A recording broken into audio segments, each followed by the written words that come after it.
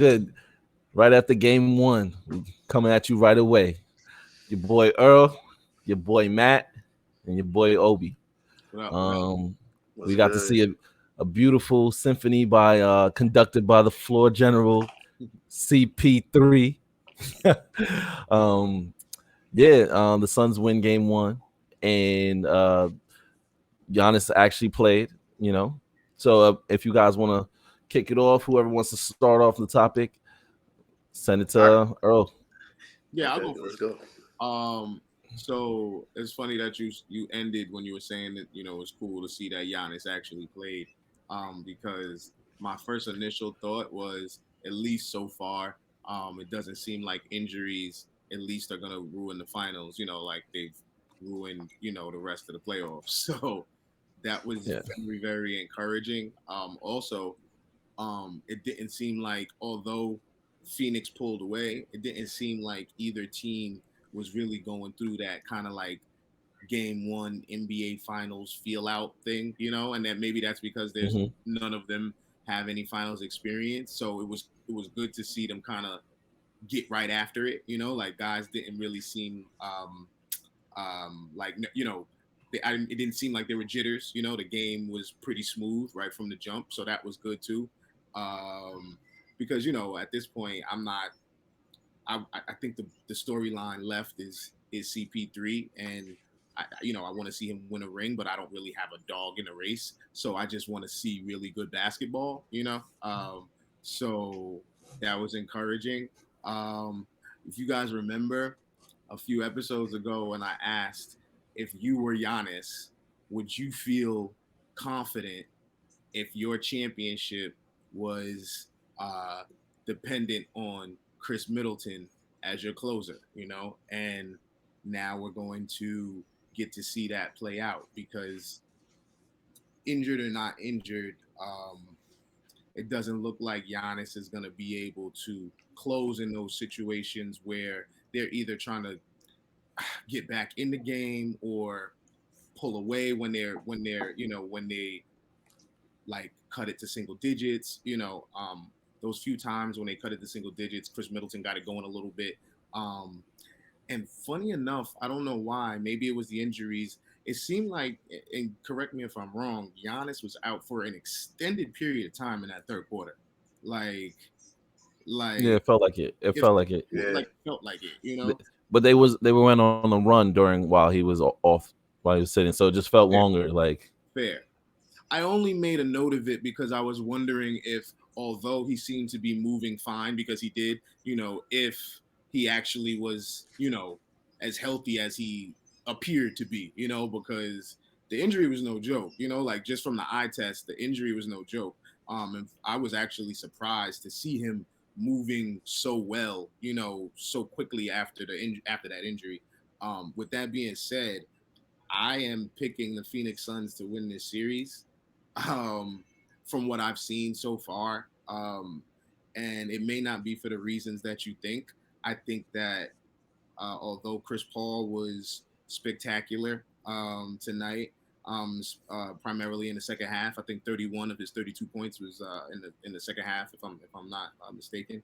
Um, and D Book, although he didn't necessarily shoot efficiently, he was very aggressive. And he got a little vision, a little more vision than I gave him credit for. Not that he's going to go get 12 and 13 assists, but when he's a willing passer, he was hitting some guys in the corner, some right-handed, left-handed passes that you can take Chris off the ball a little bit and let Book initiate the offense. So I thought that was encouraging. And D Ayton is doing the same thing that he's been doing this entire playoffs. Just double digit rebounds, double digit points, high percentage in the paint, so it looks like that's going to continue to happen. Regardless of all of those things, the reason that I think Phoenix is going to win the series is because of the others. Their role players have consistently been outplaying the other team's role players. And it looks like that's going to continue to happen. The Paynes and the Cam Johnsons, and Jay Crowder didn't shoot the ball well at all, because that's really all he's going to do is catch it and fire it on offense. But he's adding that grit and playoff experience on the defensive side of the ball. So all of their others, have seemed, in my opinion, they seem to be able to go a little bit deeper in their rotation and get quality minutes out of those guys than these other teams that they've been You playing. forgot the one others that you look like. Oh, well, he's a starter, but he is an other. He is and it's so funny you said that. I Bridges. was thinking, I was like, this guy's replacing Aaron Brooks. They used to say that I look like Aaron. You remember Aaron Brooks from the Houston Rockets? They used to. Of course, Yeah. you called him. That's when you told me that line when they were going against Kobe, and Oh, you were like, players. and I was hyping up Aaron Brooks just to troll you at church, and you was like, "Don't worry, role players eventually will be role players." Yeah. I don't mind. Brooks, right? Is that? I mean, Bridges. Who was it? Obi? What's Bridges? Yeah, Bridges.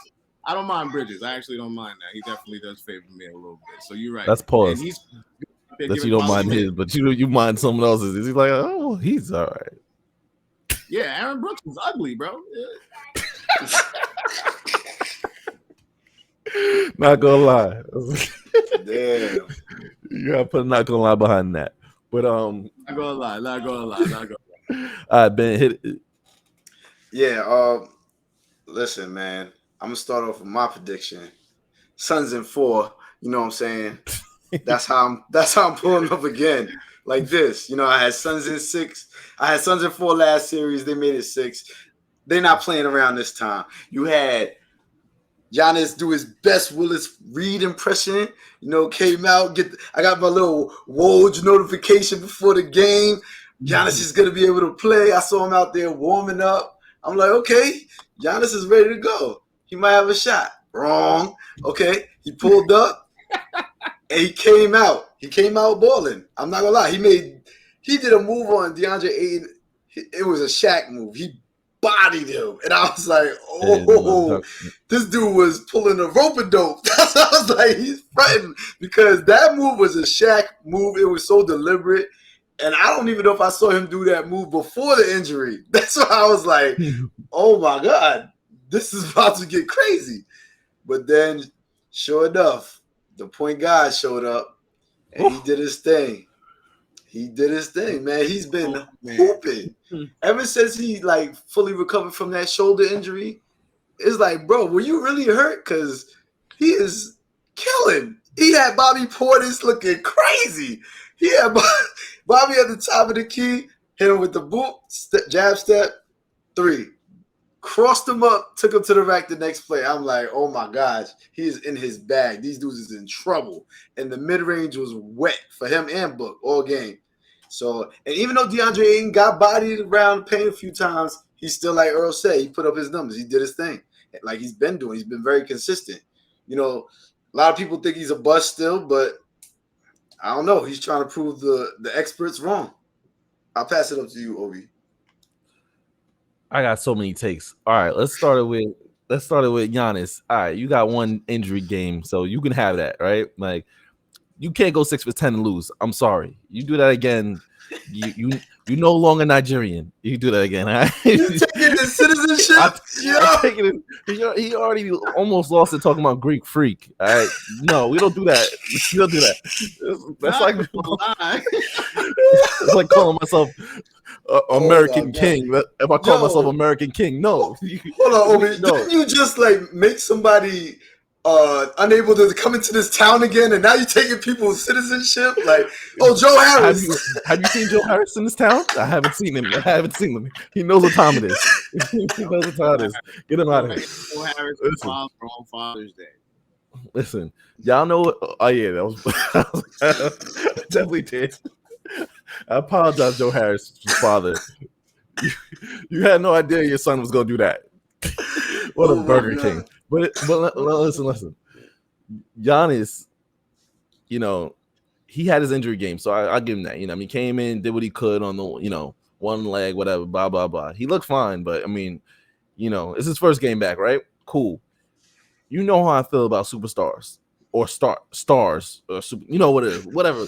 The person that's supposed to be leading your team, superstar. The person that's supposed to be leading your team. If you're gonna lose, you better go out swinging, bro. 6 for 10 is not cutting it. I don't care. I need you to go 6 for 20, and then lose. All right, cool. Y'all, you played your heart out. You know what I mean? So next game, expect a really, but Giannis does this. He plays.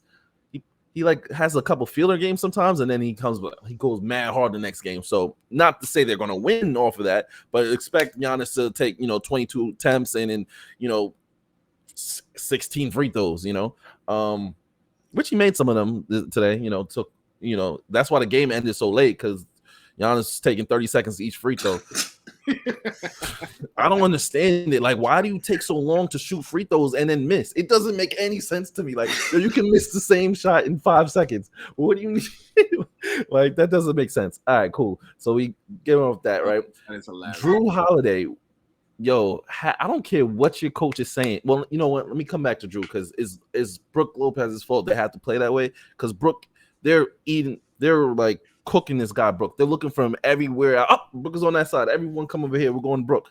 And Chris Paul's wilding on him. Like, it's that simple. So I don't know. I think the bigger issue is that Giannis doesn't play center, and he allows Brook to be even on the court at the same time.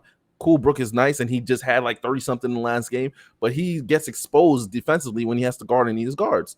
Giannis is supposed to be the ultimate switch, right? He's supposed to be the guy that can guard any person on the court. So having Brook on the court, you're getting him like, no, you can't do that. So Bud has to put Brook on the bench, and then he needs Giannis to be the 5, and then he needs Drew to stop switching everything and guard CP. Like, this is the chance of your lifetime, bro. You can, you're never going to be a Hall of Famer, but you can say, I shut down Chris Paul in the NBA Finals. I'm the reason Chris Paul doesn't have a ring. Like, you will be known from that. Make yourself the name instead of just, okay, you take him, okay, and he just running to the corner to guard the next person because they're letting the switches go. It's ridiculous. Like, yo, you're supposed to be a first-team all-defender or whatever team he was this year, and he's not guarding nobody because they're switching to everything. So it's like, what's the point, So okay, keep going. No, I just, because the two things that you just said, because I like agree and kind of don't like. So I agree. It's funny. I was watching the game and you were saying how Brook had just played. He needs to be taken off the court, and I was feeling the same way. Although I was watching him, play well offensively and help spread the floor or whatever the case may be. But then to your point, on the other end, they're switching and he's getting left on an island with CP, and he's just eating him alive. So I guess my question to your suggestion about pulling him off the court, can you afford losing what he brings offensively to try and supplement what he's not giving you defensively? Yes. Makes sense. Yes. I think you should play Brook only when Giannis isn't on the court, right? And I think that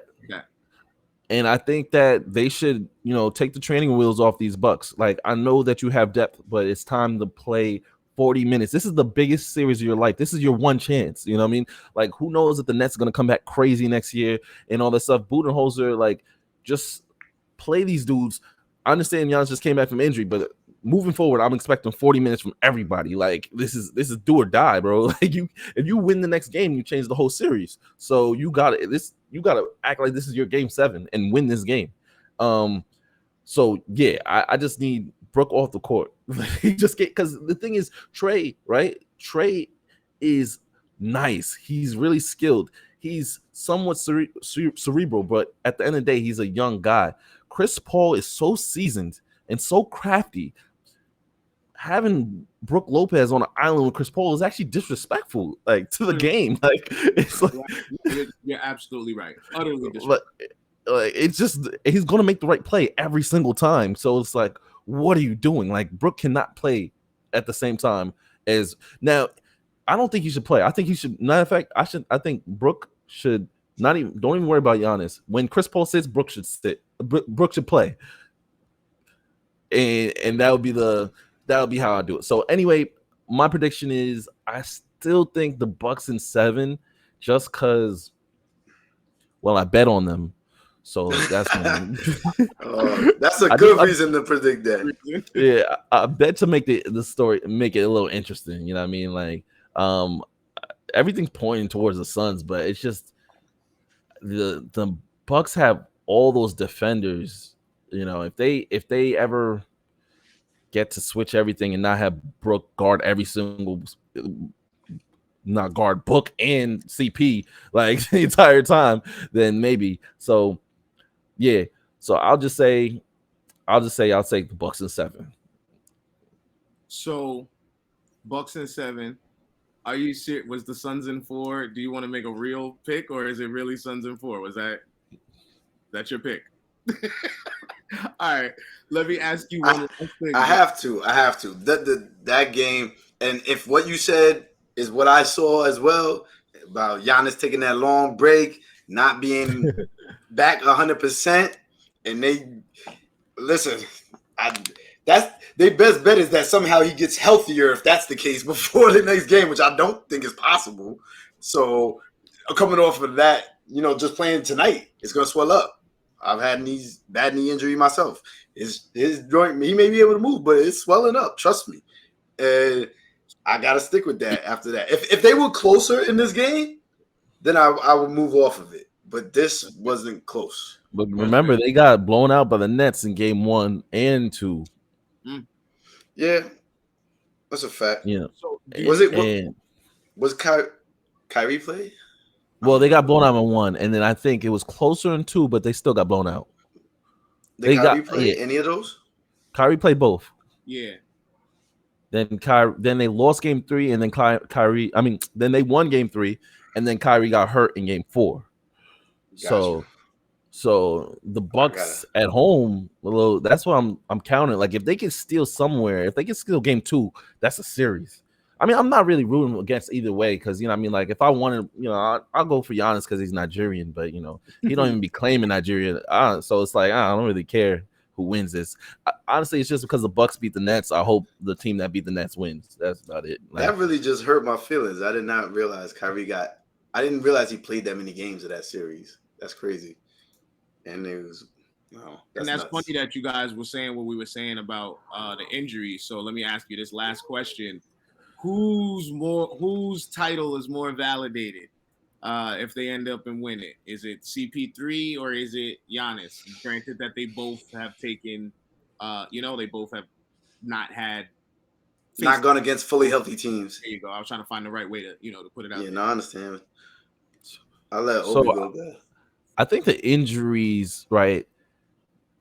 It's not going to matter at the end of the day. Like, although we all think, this is like a weak chip. It's a weak chip, right? But it's not going to matter at the end of the day. But what it's gonna hurt is the team that loses. They're gonna lose all credibility because it's like, you only beat an injured Trae Young and an injured Kyrie and an injured James Harden, or you only beat the injured Jamal Murray and an injured who's the first round? Kawhi. AD, and then the injured Kawhi. So it's like, Chris Paul, did you even really make it to the finals? This is what people were going to say. And then they're going to say, Giannis, did you even really make it to the finals, or did you just like get there by default? So because of Kevin Durant's big toe. Yeah, word, exactly. So it's more pressure on the team that doesn't lose, because I guarantee you this: if the Suns win a close one, Chris Paul's crying, and if the Bucks win a close one, Giannis is gonna be, well, I don't know if he's gonna cry, but they're gonna be just as hype, and they're gonna be champions at the end of the day, and there's gonna be fans in the crowd, and it's gonna be it's gonna count. So it's like, it is what it is. But it takes away from it a little, because someone was saying like to me the other day, do you count this as a dirt chip? And I'm like, I can't give it a dirt chip. Like, the dirt chip is the creme de la creme of chips, where it's like you stayed on that team and you led a team, that would either be Chris Paul or maybe Book, depending on who kills, or it would be Giannis, for leading the team, but I don't think either one of those, because they beat teams. They beat the defending champions, the Lakers, and then they beat the Miami Heat with Braun in. You're right. It's Wade. Not the same category. It's not in the same category, right? So maybe this is closer to the Raptors chip, but I guess the Raptors not, because the Raptors went through a lot to get there, and then they still had to beat, they won in 7 against Philly with that buzzer beater, which was crazy. And then, so it's just, I don't know, it's just an injury chip, but at the end of the day, it'll count. My same. What do you think, Earl of Bet? My thing with the injury chips that Earl's, talking about is like you gotta, like Obi alluded to, there's not many teams that were able to get an easy win. Well, I don't even want to call it easy, but to defeat a team that didn't suffer a major injury along that playoff run at some point. Like, I'm really thinking back. You got the Kyrie injury for LeBron, the Kevin Love injury, Klay Thompson injury for Golden State, Kevin Durant, 2 Kevin Durant injuries. You know what I'm saying? Like, there's so many different injuries that teams have been able to take advantage of and advance into the next round of the playoffs. If going back the past 10 years, at some point you faced a team that wasn't at 100% and they're not a role player, somebody very significant on that team was injured. And I think you got to discount a whole lot of other chips if we're going to start playing that game, It's Good a dangerous stuff. path. Good stuff. Not to cut you off, but you reminded me. This would be the Curry chip. Like the Curry's first chip where he didn't play one healthy point guard in the entire time, and then Kyrie was hurt, and so that would be the equivalent to the chip where it's like no one remembers besides me, I guess. Like I'm like the only one that ever brings it up because I still think Curry has something to prove. Although Curry's dead nice, superstar, top, whatever. I don't want people hitting me up though because I was like one of the biggest Curry fans. I just don't. But I still think he has to prove it in the finals. You know what I mean? Like he doesn't have that signature finals moment because KD came and took all the spotlight, and then before that, he wasn't even the finals MVP because maybe some people think he should have got it, but he was playing very poorly for the first couple games. Deladova was locking his ass up really quickly, and then and he was kind of hurt. So like, but Chris Paul's, if this is how he wins it, no one's gonna remember it in 2 years. They're just gonna remember, he's just gonna elevate him into the top 5 all time or top 3 all time point guards. We made the point before in terms of CP3 that if anybody is due for an injury chip, longevity chip, you deserve it though, especially what the curses that he's had is what you're saying, right? That's what I'm really alluding to even more so. At the end of the day, I think I would appreciate seeing Chris Paul on the sidelines doing that NBA Finals interview with Rachel Nichols and it's not gonna be Rachel, right? It's not gonna be Rachel. Is it gonna be Rachel? It's not gonna be Rachel. Listen. Don't get our women of color. Don't wake them up. They might. That was a Freudian slip. I was not even being shady, but don't get our wives up, wake up and shit. And they be like, "Yo, you talking Rachel Nichols?"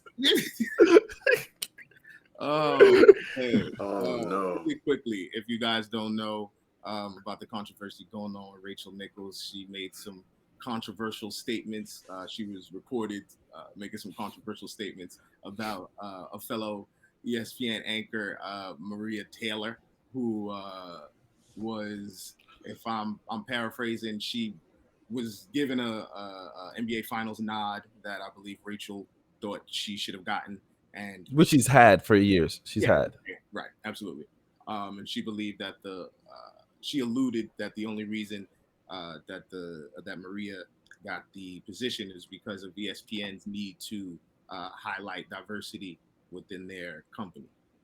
So yeah. it's such, like we're stepping on eggshells, right? Like, so don't want to say the wrong thing, you canceled so early, right? But yeah, the thing is, I feel bad for Rachel kind of sometimes. At first I thought, right, like at first I thought I heard it, I was like, maybe that's not that bad. But then I started thinking, like, how many Caucasians believe that black people that are doing well and climbing the ladder are only there because of affirmative action or something like that, or not based on their own merits. And then you start thinking, like, that's the undertone of that conversation, right? She's basically saying, like, yo, this girl didn't earn this position over me. They just want to highlighted a person of a person of color, and it's not my fault that ESPN has had such a bad track record. Why do I have to get offended? Well, you know you didn't even give her like the credit for getting there, like, and it's just the more I think of it, the more whack I think. And like maybe she didn't maybe her heart wasn't there, who knows, like, but that's how people of color are going to feel about that, especially women of color who have to work 3 times harder in that field than anybody. Like if a black person in that field, a black male, has to work 2 times harder, a black woman has to work 3 times harder. And for her to get to that place, and now it's surrounded by controversy because she left open a hot mic, it's whack. And so but wow, she gets to keep her job, which is more than a lot of African Americans that make a critical mistake like that. So whose privilege is showing right now, like, I don't know. Not gonna lie, if she was black, she would not have that job. If she was black, she would not be back. Put it on a t-shirt. You're always crazy. All she did is apologize at the beginning of the show. Oh, I'm not gonna continue talking about this. She pulled the Ben Roethlisberger, like, I'm gonna mention this once and I'm never gonna say it again. I don't know. It was back in the day when Ben had 2 allegations at the same damn time, and and the reporters left him alone. But anyway, go ahead, man. Yeah. The situation was very weird for me because I understand the saltiness that Rachel Nichols was going through, especially if you've been covering the finals for so long. In her position, she's gonna think, what did I do wrong, or what did this person underneath me do to be able to unseat me? So she was gonna be salty no matter what. I think it's sad that she alluded to race as to the reason why she got the job, and not on her own merits. And like Obi said, I know it was a slap in the face to Maria Taylor, the amount of work she put in to get that far in that industry, just to have somebody whose reputation and resume is so much bigger than yours undermine all your efforts to the world. Yep. And that's really crazy to me. That's, as somebody that's put in a lot of work education wise, I would have been furious, if that happened to me and I was promoted to a position that whoever in front of me felt like I didn't earn, and I only got there because I was black. I would be very highly upset, and I probably would have called her if I was Maria Taylor. I don't know if she's contacted her or not, and maybe they squashed it. Any animosity that might exist, because I'm sure there's still coworkers, because everybody still has their job, obviously. So, and as Rachel Nichols alluded to in her apology, she was taught in journalism school not to be the story. And she was also, that she said, and she also was taught to not do what she did to coworkers, which she did, both of those things. So I don't know if her head got too big, her ego, whatever. She got that mic. She got caught on that mic. And in 2021, this is just friendly reminder to everybody: watch your mics, okay? Please, because you get caught up slipping, saying something that was only meant for you and your brain. She could have been talking out loud to herself. It said all types of crazy stuff, and she got caught. I've never been a fan of cancel culture where you lose your job. I know a lot of, even when it comes to anti-black racism, I don't understand how depriving funds of somebody and telling you got to get a new job makes you not racist anymore. But whatever, making people homeless cures their racism, I guess, and in the eyes of a lot of people. I don't think they want to cure your racism. It's just like, that job is a privilege and you shouldn't have it. Is what they say, like, I don't know, you shouldn't have it if you're a racist or whatever. Like, well, I don't view employment as a privilege. I'm sorry. Everybody has to be employed. I don't disagree. I guess. But in position, you know what it is? in positions of power, right? Or like, there's people under her, like, she has staff as well. Like, you can't have people in position of power that are pure racists, because there's other people Facts. working around them. But Like, but that's what but happens. the thing is, you're not banned from working ever again. You can go work Yeah, somewhere else. you can work So, somewhere else with so what is a it? An job with no. inconvenience of of relocation? Like, what did you really learn? She could easily leave that station and get a better job, paying more money. Which they all do. So what are you promoting her or are you disciplining her? What are we doing? You said it. I don't know. I don't Get to it. disagree with any of you got anything that you guys have said. I don't think most of the mainstream public disagrees either.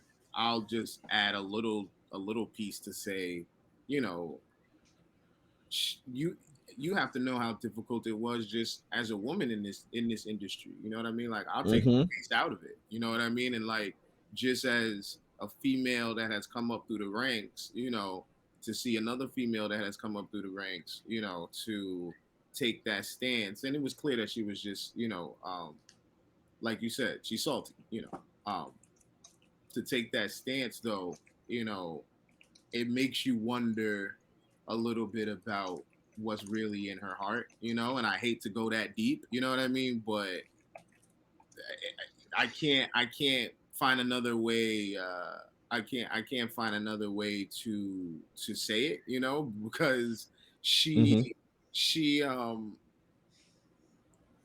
in that moment, right? When you, like you said, that she got a hot mic, you got caught in the moment. You know what I mean? And so that's what she was really feeling. That was her real reaction.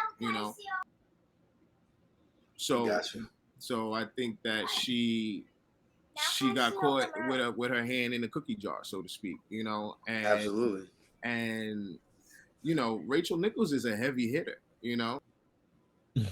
Rachel Nichols is a heavy hitter, so she had to know, that there was going to be some backlash, that this was gonna, like you said, make her the story. So I don't want to say, like you said, whether she should lose her job, shouldn't lose her job, whatever the case may be, but poor taste. Really, really, really poor taste. Yeah, I mean, I wouldn't recommend her losing her job over this. I actually, some people didn't really see what was wrong with it in the beginning, and even me in the beginning, I was like, "Is this that bad?" And then you start thinking like, "Oh, wow," So like, and subconsciously she may think like that. And it may not even came from such a negative, because she even kind of bigged her up in the sentence, like, "Oh, I'm so happy for her with this and this," like, fakely in the sentence, as try to play both sides. But one thing I will say that is, somebody did mention like 2 years ago that Rachel Nichols is a complete phony, and they were like, they leaked something that was like not leak worthy though. Like, it was like such a whack leak. They were like, "What, bro? Why are you recording her secretly?" And and I'll bring it next time for the viewers. But it was like, yo, that was whack. But now that person's probably sitting there like, "Yeah, I told you she was a phony." So I couldn't imagine going back to work with her. Like, that would be crazy. Oof. Imagine like that water cooler conversation. Yeah, but that's why she lost her gig in terms of the NBA Finals, right? They gave it to Malika Andrews. Because they've been working together. They gave it to Malika. Man. Yeah, they gave it to Malika, so she hasn't sit this one out. Maybe sit all of them out, because Malika's dead nice, and the players like to give Malika mad scoops because she's fire, and that's what it is. They think she's fire. So not me. The players think she's fire. I'm married, so